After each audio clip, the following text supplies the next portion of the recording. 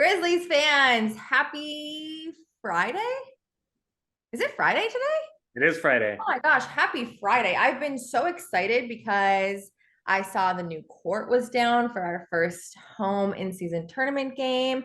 The days have been flying by. We've had a game every day, it feels like, but the Grizzlies will take on the Utah Jazz today for the second game in their little home stand. They are on the road all next week. So we want to get the W tonight. Joining me once again for, I guess, the second time in 10 days. Andy Larsen, thank you so much for coming back on. Thanks again for having me. And, we may talk in another, 10 or 15 days when these two teams play again. Yeah, we're going to become best friends. That's the hope. Okay, I'm going to just lay this out for everyone because I did the same thing when we played Miami 2 days ago. And it's the same story right now. The Grizzlies 0-4 at home. The Jazz have also not won a game on the road.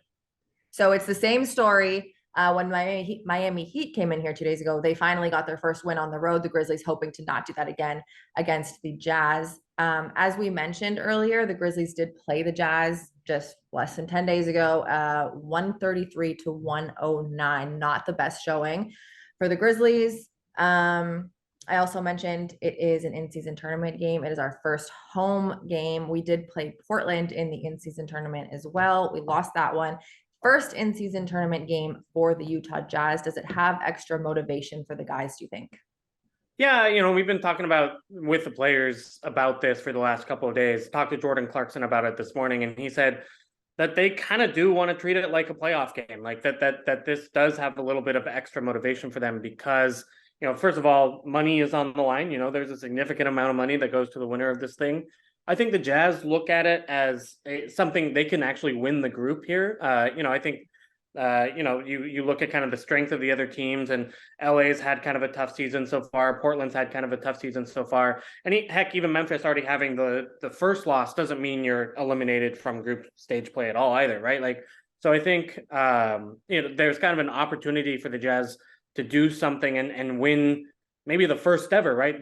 Win the first ever in-season tournament would be kind of a cool thing to have in the record book. So yeah, I think they do really want to play, better and harder, and not just because they want to turn kind of this rough stretch around, but because this is kind of an opportunity early in the season to make a mark in a way that, it's not looking great for the Jazz winning NBA title right now, but could they win the NBA Cup? They'd only have to go on a little bit of a run, right? And I think that kind of it does excite them, bring a little bit more energy. And we had talked about this before I pressed record, but this is the battle of the two bottom teams in the West. And so someone is going to get that first victory either at home or on the road. As I mentioned, a pretty defeating game a couple days ago against the Jazz at 133-109. The thing I want to talk to you about that game and how you bring that momentum forward for the Jazz is they shot 54% from the field, 51% from the three-point line. Insane. Is that like a fluke is not the right word, but did they have a really good game against the Grizzlies or have they been shooting well this season? No, I mean, it's an outlet. Whenever you shoot 51% from three, it's an outlier game, right? I mean, you really expect that to be in the 35 to 40% range. I do think this team has some good shooters, and, led by Lauri Markkanen, who I do think is, was in the 3-point contest last year, is one of the better 3-point shooters in the league. But you've got Kelly Olynyk, you've got Ochai Agbaji now moving to the starting lineup, who can shoot really well. Keontae George as well. Jordan Clarkson can take and make a lot of 3-point shots. He's more hot and cold with it, but still, when he's hot, he's hot. So I think the Jazz are a good 3-point shooting team. They're not a 51% shooting team. And ditto, frankly, with the Grizzlies on that night, right? I think they shot like 25% from three or whatever. 14 for 54. Oof, yeah. So look, I mean, the Grizzlies aren't going to shoot that poorly again tonight either. You assume not, just because yeah, your average NBA team is capable of better than 25, 26% from 3-point range. Another thing about that game that we didn't love and we would like to change was that first quarter. That's what did it. It ended up being 42-19 in that first quarter. The Jazz came out so hot. The Grizzlies came out so flat. Again, in like quarter wise, because you have had so many games other than that one that we played. You think that's a key for the Jazz, like off to hot starts? Because the Grizzlies, that is something that they've been talking about consistently for like 3 years now. I mean, it is for the Jazz, especially because they just changed their starting lineup too, to start with a rookie point guard in Keontae George, to start with a second-year small forward in Ochai Agbaji. You've got Walker Kessler out of the lineup right now due to injury, and so like kind of everything changes. But the five best Jazz players are in that starting lineup right now, and I think that's they really want that lineup to work. They want to continue to experiment with it and see that that's going to be kind of the look for the team for the rest of the season. So yeah, I think the Jazz want to start out that well. And, honestly, Memphis has to throw out more and different offensive weapons than they did in that game. I think in the end, while, Desmond Bane's a great player, it's just, asking him and Jaren Jackson Jr. to kind of create a lot of the offense by themselves is tricky when, Zaire Williams not necessarily known as a super offensive guy in the league. Xavier Tillman, certainly a good player, but not, an offensive superstar. It's just was on that night, especially pretty easy for the Jazz to defend, right? To keep them out of the paint, make their shots difficult ones. And, so long as that continues and the Jazz play, that was definitely the Jazz's best defensive performance of the season too. But if they can keep them, keep the Grizzlies out of the paint as much as they did in the Delta Center a couple of weeks ago, then, the start could be probably not a 23-point first quarter lead, but somewhere where it really makes a difference at the end of the game. Yeah, and look, you're talking about keeping the Grizzlies out of the paint. That's offensively and defensively, right? The Jazz are the top 3 team in the league in rebounding. They're number 1 in second chance points. And the Grizzlies struggled with that in that first game. They do have someone who's come into the lineup now, like joined the team in Bismack Biyombo, who has played technically 3 games, but that first game was 0.2 seconds. Like he's played 2 games, started 2 games. He's averaging 7 rebounds, almost 4 offensive rebounds a game, which is great for the Grizzlies. One of the only guys who is like consistently getting those offensive rebounds, just under 6 points a game, shooting 70%. Does he change the way that, I mean, at least you look at this team who is so thin in that big lineup?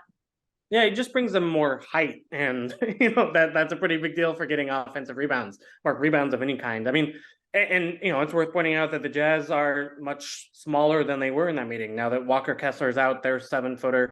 Now you've got John Collins starting at the center spot. You've got Larry Markkinen, who was the small forward, now the power forward. You've got Ochai Agbaji, who's now is 6'4", starting at the 3 rather than a 7-footer at the 3. So yeah, very much Bismack Biyombo being at center changes things. Now he has a height advantage over John Collins. Larry Markkinen still should be able to get rebounds, and Jaren Jackson Jr., I think that's part of his game that's developing right now. But I think Markkinen probably a better rebounder. But the Jazz don't have like the obvious super duper advantage that they did in game 1 that allowed them to get.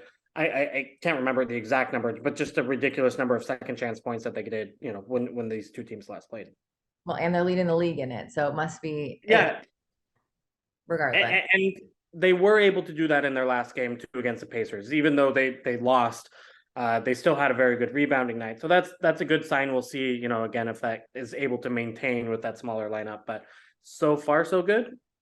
Okay, so then let's end this in a similar fashion because the lineups have changed.